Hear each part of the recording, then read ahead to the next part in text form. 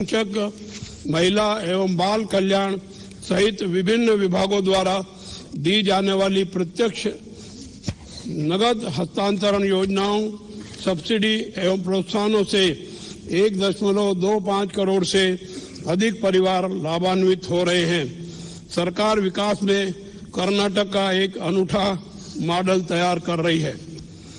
कर्नाटक विकास model का मतलब है जन केंद्रित आर्थिक, सामाजिक और सांस्कृतिक शासन व्यवस्था बनाना। इसमें हरित ऊर्जा, महिला सशक्तिकरण आदि भी शामिल है। कर्नाटक मॉडल का अध्ययन विश्व के कई अर्थशास्त्री और विश्वविद्यालय कर रहे हैं। ऑक्सफोर्ड यूनिवर्सिटी ने अपने ह्यूमन राइट्स हब ब्लॉग में इस मॉडल को अंधेरे में रोशनी बिखेरने वाला और दुनिया के लिए एक खाका बताया है। संयुक्त राष्ट्र के प्रमुख ने इस मॉडल के बारे में जानने के लिए व्यक्तिगत रूप से राज्य का दौरा किया और हमारे कार्यक्रमों की खुलकर प्रशंसा की है। शिक्षा क्षेत्र के लिए भारी मात्रा में संसाधन आवंटित किए जा रहे हैं। शिक्षा विभाग में 13,000 से अधिक स्नातक शिक्षक पद भरे गए हैं। उच्च शिक्षा विभाग में 1,088 सहायक प्राध्यापकों के लिए नियुक्ति आदेश जारी किए गए हैं। 8,311 स्कूल कमरों का निर्माण किया गया है।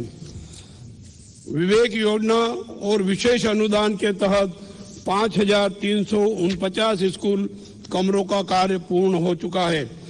वर्तमान में 784 कमरों का कार्य प्रगति पर है। 522 केपीएस स्कूल शुरू करने के लिए कदम उठाए जा रहे हैं।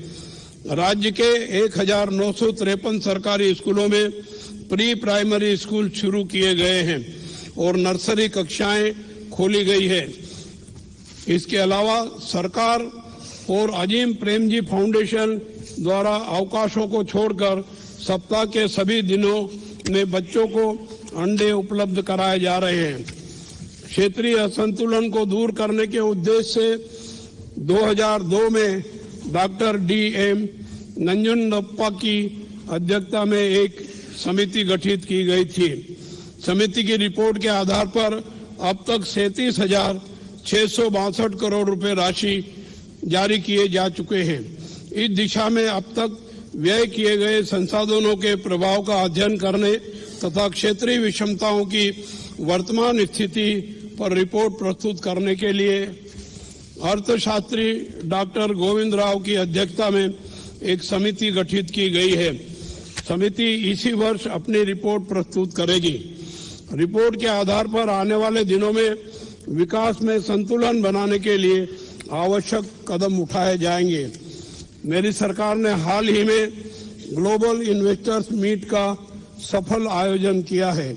इस मीट में दुनिया के 19 बड़े देशों ने हिस्सा लिया है। इस इन्वेस्टर्स मीट ने पिछले सारे रिकॉर्ड तोड़ दिए और निवेश के मामले में एक नया रिकॉर्ड बनाया है।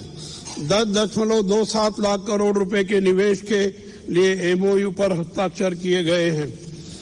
इस बार 75% से ज्यादा निवेश MOU बियॉन्ड बेंगलुरु कंसेप्ट के तहत बेंगलुरु की सीमा से बाहर निवेश के लिए थे। उत्तरी कर्नाटक में 45% निवेश करने के लिए उद्यमी आगे आए हैं। इससे राज्य में बेरोजगारी की समस्या को कम करने में सहायता मिलेगी। कर्नाटक बुनियादी ढांचा उपलब्ध कराने में भी पूरे देश में अग्रणी राज्य है। अपने 2024-25 के बजट का 15.01% पूंजीगत व्यय पर खर्च कर रहा है। यह महाराष्ट्र, तमिलनाडु और तेलंगाना जैसे प्रगतिशील राज्यों से अधिक है। मेरी